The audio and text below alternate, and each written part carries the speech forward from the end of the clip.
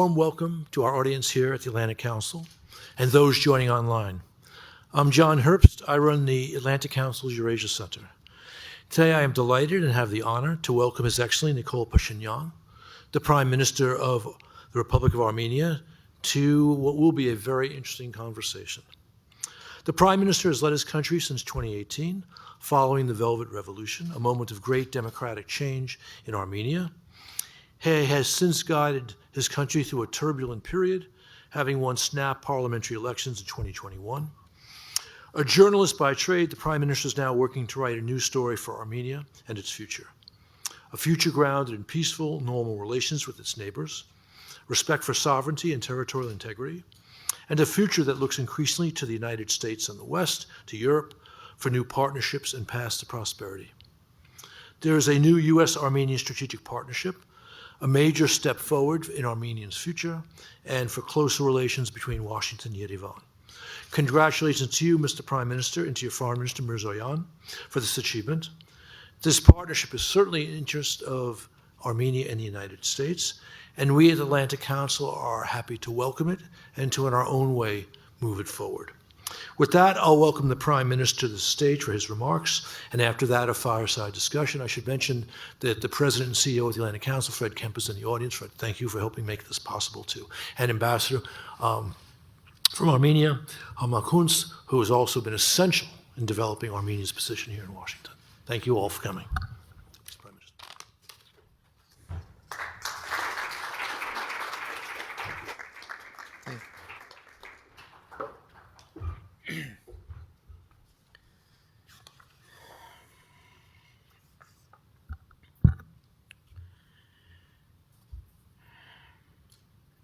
Dear Mr.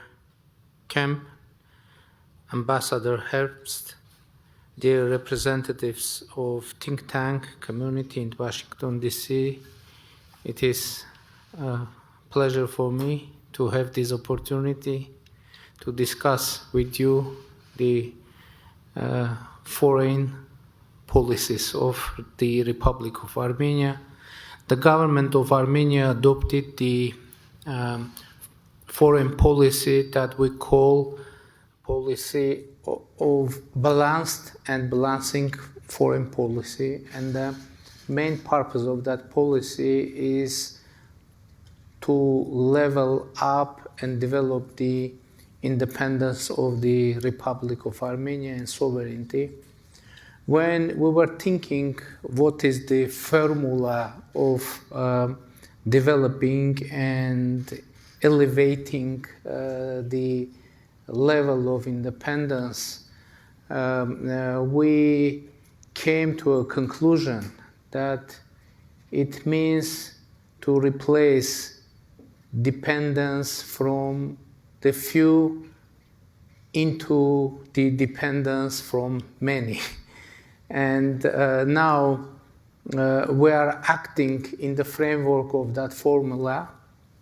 Of course, first of all, we are concentrating on our regional affairs, first of all, because how we will be independent, secure, how reliable will be the system of our security. It mainly depends what kind of relations will we have in our region. Now you know that 2 out of 4 borders of our country are totally closed.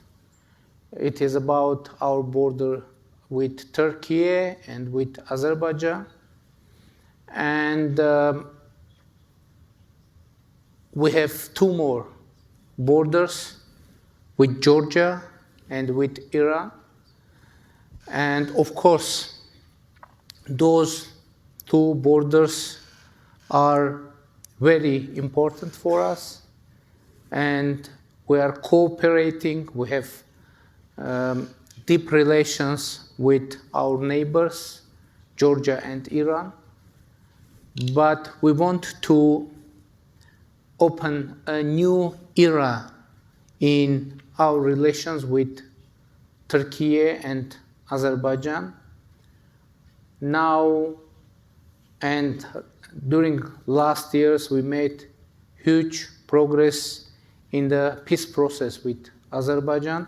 To make for you that progress tangible, I would say that you know that we are discussing the draft of peace agreement with Azerbaijan, and now 15 articles of that draft out of 17 is totally agreed, and 2 articles left for to be finally agree, and we hope to finalize this process as soon as possible. Of course, we are working with Azerbaijan in bilateral format, but definitely the attention and support of international community will be very useful to create a proper atmosphere for having lasting and sustainable peace. We have quite active dialogue with Turkey as well. In recent years, I had several meetings with the Turkish president. I participated in the inauguration of President of Turkey last year. Recently, we had a meeting in New York on the margins of the General Assembly of UN, and we have actually a very concrete agreement to, in the first stage, to open our border, our mutual border, I mean with Turkey, for third countries' citizens and diplomatic passport holders. And we hope to have the implementation of this agreement as soon as possible. We are working on that. From the other side, we are deepening our cooperation with other regional partners, I mean Georgia and Iran. Of course, there is an international situation, and that somehow stopping the process of deepening our relations with our neighbors, and those circumstances are widely known. I won't mention, but from the other side, I think we are quite successful in considering all those international factors, but from the other side, developing our relations with our neighbors. But of course, we hope to have a real breakthrough in our regional situation, and when we will be able to finalize and sign the peace agreement with Azerbaijan, and to have settlement with Turkey, it will totally change not only our regional situation, but I guess it will have very concrete and tangible impact to the international situation as well. We continue to be member of European Economic Union, and I would assess our relations in European Economic Union as normal, and European Economic Union is acting, and we are working in that framework.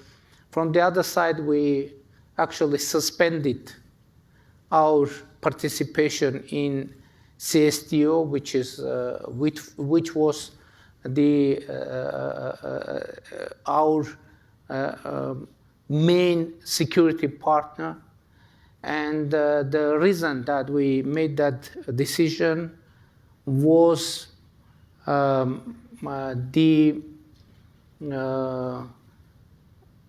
situation when CSTO didn't deliver its own obligations in terms of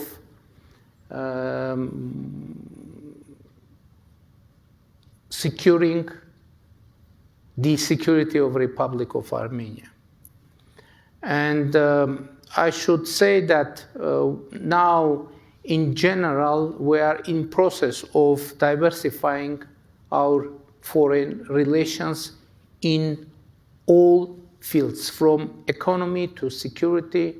You know that we are deepening our cooperation with the European Union, and something very important happened during the last year in our relations with the European Union, because from 2022, the civilian monitoring mission is deployed alongside of the border, Armenian border with Azerbaijan, and it is first time when European Union somehow is involved in the security agenda of Republic of Armenia.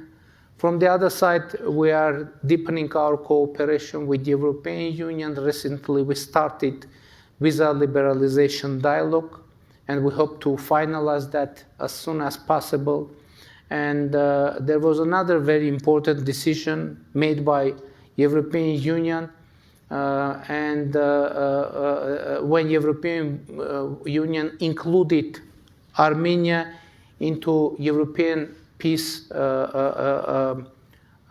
facility, which is also very important political decision. And recently we have signed a charter of strategic partnership with United States, which is also very important decision, and we hope to open a new page in our relations with United States. And we are working very actively in foreign policy, and actually the implementation of balanced and balancing foreign policy is underway. I think we are implementing that quite effectively, and to be honest, I can say that despite all the challenges, we've been able to level up our independence and sovereignty. And usually I'm saying that now Armenia is becoming more and more independent country, which is very important. And it opens for us new opportunities. From the other side, of course, it brings new challenges as well. And nowadays, obviously, in international politics, there are many challenges, and especially for Armenia, and we feel that. But from the other side, we see that some new opportunities open, and our task is to manage all the challenges and use as much opportunities as it's possible. But in this audience, I would like to draw your attention to the very important topic, and it is democracy. It is very important to stress that now Armenia is thriving democracy, and which is very important. It is acknowledged by international community, And, I think this factor, democracy, is having very concrete impact to our foreign policy, because when a country is democratic, obviously it will try to deepen cooperation and partnership with all other democratic countries. And we hope that this desire will be reciprocated by other democratic countries. And actually we see that. We see that and we appreciate that. And we will continue democratic reform agenda. Of course, as everywhere, democracy brings more challenges, but opens more opportunities. And in that case, internally as well, we are trying to manage all the challenges and use all the opportunities for developing our country, having under focus the security agenda, of course, first of all, but as a very important continuation for security, we see prosperity and happiness, freedom, and protection of human rights, independent judiciary, and in general, success for our citizens. We want to make them to feel that democracy really a factor that is able to provide security, prosperity, and to provide more and more opportunity for all citizens, for all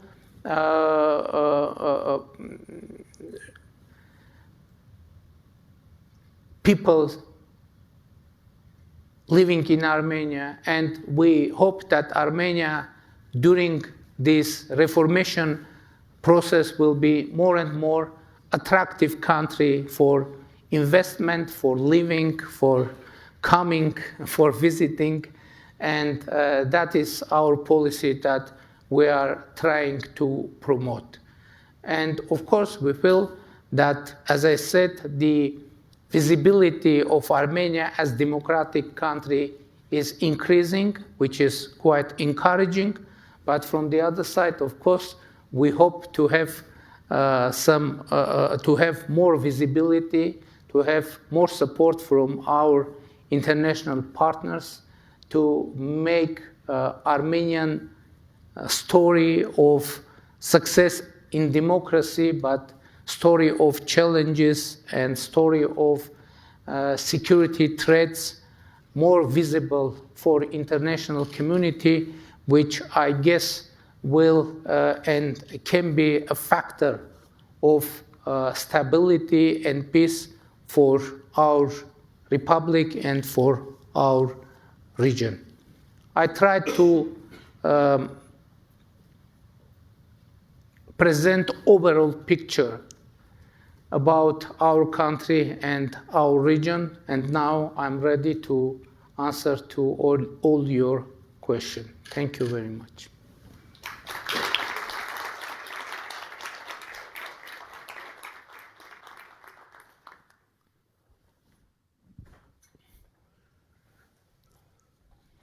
Mr. Prime Minister, thank you for those comprehensive remarks. I will talk with the Prime Minister briefly, about 15 minutes, and then we'll open the floor to questions from those in the audience here at the Atlantic Council. My first question you've actually kind of answered. I was going to ask you, why have you moved so strongly and boldly towards peace with Azerbaijan? And if you want to answer that question, although I think you've covered it, feel free to. But I want to ask you another question along with it. I think you've laid out compelling reasons for your course on peace. But has this been easy for you to persuade the people of Armenia to move in this direction? You know, obviously, it isn't possible to have real and striving independence, prosperity, and security without peace. It isn't possible just. Because obviously in Armenia, people are discussing political forces, how it is possible and what is the most reliable tool for security of our country and our people. And it is really very urgent and very important question to answer. And our answer is that only reliable tool for security is peace. Only reliable tool for prosperity is peace. Even for democracy, peace is crucial because we can't have democracy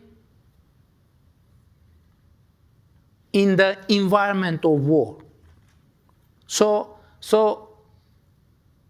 I think I can say, due to historic factors, and people in Armenia aren't so optimistic with peace agenda. But from the other side, if you would ask me whether I'm optimistic or pessimistic on that, I would say that, I don't think that we should be optimistic or realistic. We need to be active, we need to be creative, and continuously work on that agenda, because nobody will guarantee that the process will be successful. Only guarantee for that it is persistent work and to be creative, to be active, not to give up, and continuously work on creating what you need. And obviously, which is very important, the potential beneficiaries of peace, not only people living in Armenia, all the region and even international community will benefit from that peace. So we perceive this process as our investment into the global peace, because how global peace and stability can be created if as much shareholders of international affairs will invest on that, will work on that. And we perceive this process like that.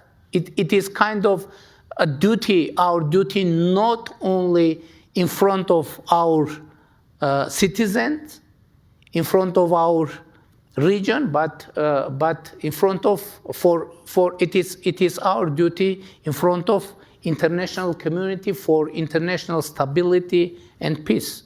So that's why we are working on that, and our hope that this process international community will perceive as such. And from the other side, we hope to have support of our international partners and encouragement to continue this path. And that's why we are trying to explain all the nuances of our intentions and processes to our international partners. Thank you.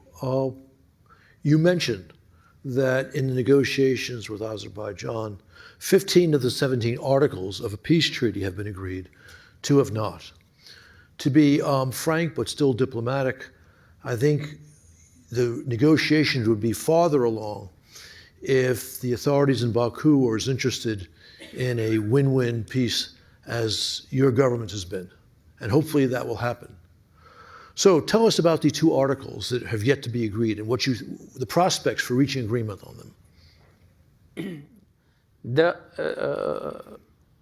One of those articles about the deployment of the third-party forces alongside the border between Armenia and Azerbaijan. Azerbaijan proposes to have a provision or ban of deployment of third-party forces alongside the border, meaning transparently the European civilian monitoring mission. We take note of that desire of Azerbaijan, and we made our proposal to have that provision for the delimited sectors of our border. So if we delimited a sector of border, that would mean that on that sectors must not be presence of any third-party forces. So we presented our proposal in a written way, and we are waiting for reaction from Azerbaijan. Another article about the complaints against each other in legal institutions, and the idea is to call back all those complaints. In general, we are okay with that idea as well, but what is our proposal?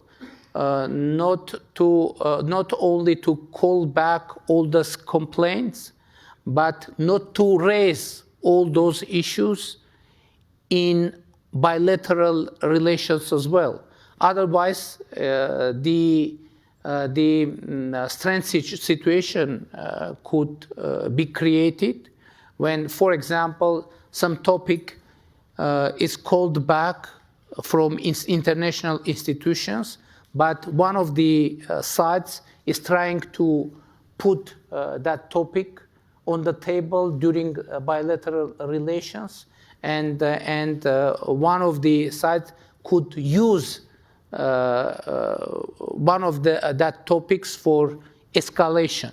And in that case, it won't be possible to transfer that topic into international institutions, and we are okay with that as well. So our proposal is to end further discussions on the conflicting topics and to open a new era in bilateral relations, starting from new and empty and clear page. And if you spot it, I hope that that means that all the important issues in the draft of peace agreement is already agreed. So there was very deep and very sensitive topics in that draft, but all those topics are agreed already. For example, Armenia and Azerbaijan agreed to recognize each other's territorial integrity, meaning the Soviet time territories of the Soviet Azerbaijan and Soviet Armenia. We agreed not to raise, we agreed to have provision on peace draft that Armenia and Azerbaijan have no territorial claims against each other, and we must not raise such claims in the future. So it is actually a cornerstone for the future peace, and everything about that is agreed. So why I'm saying that? Because it makes obvious that now the peace is more than reachable, and now only political will is needed to finalize this work on peace draft and to sign it and to have sustainable peace. Thank you. I had more questions, but let's turn to the audience. So there's a microphone. No, continue. Okay. The maestro tells me to continue with questions. So you have also recognized the importance of the normalization of relations with Turkey. Clear progress is made towards that goal, but is still not reached. What are the prospects for full normalizations with Ankara? We will continue our dialogue, and we continue that dialogue. And I guess Armenia and Turkey never been involved in such active dialogue than now. Actually, we have no any communication obstacles with Turkey, and we are in constant dialogue. Foreign ministers, they are talking and meeting continuously, permanently. Our representatives are in constant touch, and actually we are working very actively, and there is kind of common understanding what should be done. But of course there are many nuances, and some last effort needs to be put to have real result, and we hope that the result will come very soon. Okay, thank you. Are we now ready for audience questions? Good. So please just let us know if you have a question. Otherwise, I have plenty.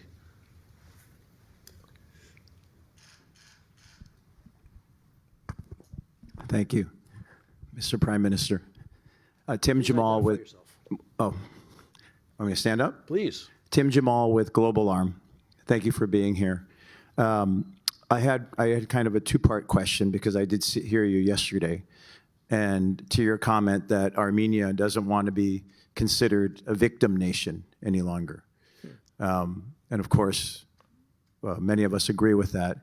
Yet what we've seen happen here, especially in Washington and I think in other capitals, is that because Armenia over the last 5 years has been a victim of extreme aggression, what we've seen is support rising for the Armenian state from the United States, from the European Union, because of these violations that have occurred against Armenia and Nagorno-Karabakh.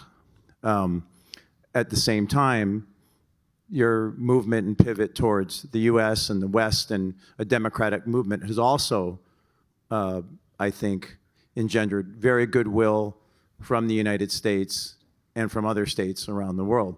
So sorry, I have two questions. One, if you could talk a little bit more, and you mentioned it in your speech, about the different ways that a deeper U.S.-Armenia relationship is in the interest of the United States. Why is that good for the U.S.? And that two, Azerbaijan has shown no proclivity to adhere to any agreement. They've violated multiple ceasefire agreements. They've ignored calls from the prior Secretary of State not to launch violence. They've ignored that. So if there is a peace agreement, that's my second question, how do we ensure Azerbaijan doesn't violate that agreement? You know, if someone want to find and pick some facts and arguments that peace isn't possible in our region, he or she will find definitely many facts proving that. But if someone wants to find and pick and show up some facts and arguments that peace is possible in our region, he or she also can find what is needed. So it's very important now, and it is very important part of planning the future to what to concentrate. And our approach is to concentrate and find and try to create some facts proving or speaking that peace is possible in our region. That's why we are concentrating on that, trying even in the environment of absence, many facts, speaking on that, we're trying to create that kind of facts. And the image of Armenian people also is connected somehow with this whole process, because Armenians usually represent themselves as victim nation, and international community is used to perceive Armenians as a victim nation. And sometimes it is quite confusing which is the reason and which is the consequence. And maybe if by default some nation is perceived as a victim, and it is kind of, sometimes it seems that it became a kind of international function of Armenians to be victim. And there is nothing to do for Armenians. You are Armenians. What is your job? What is your business? To be victim. And there is an international consensus of that. Armenians, yes, that's clear what will happen. They will be a victim. We are trying to change that destiny for our people, and it is, we perceive that as a mission for our government, understanding that it is very, very difficult, almost impossible mission to fulfill. But from the other side, who will do that instead of us? We need to concentrate. We need to be concentrated on that, and we are trying to do that. Connected with the role of the United States on this process. Of course, we don't want to put the responsibility of solving the problems of our region. We don't want to outsource that, saying that it's the job of United States, of Russia, or European Union to solve the problems in our region. Of course, it is first of all our job to do, and we will do everything to make a real difference. From the other side, following after the campaign of the President Trump, we saw that the peace agenda is very important for him, and we see an opportunity to bring or draw the attention of current administration that peace in South Caucasus is reachable, and maybe more efforts or any efforts or real efforts from administration will be successful, and it can be a kind of in diplomatic circles, many people name it low-hanging fruits, and maybe peace in South Caucasus is low-hanging fruit for international community. And it is very important not to express indifference by international community connected with our region, because the expression because indifference could provoke escalation. And at least it is very important for stability in our region to have real attention and to have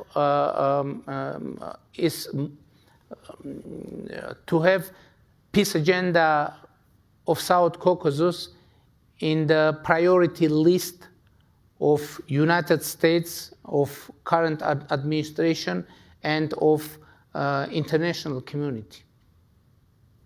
Thank you. More questions, but I should have mentioned before the first question, we are now out of the public part of this event. This is now private. Please. Mr. Prime Minister, welcome to the Council. My name is Defne Arslan. I am Senior Director for Atlantic Council in Turkey and Turkey programs.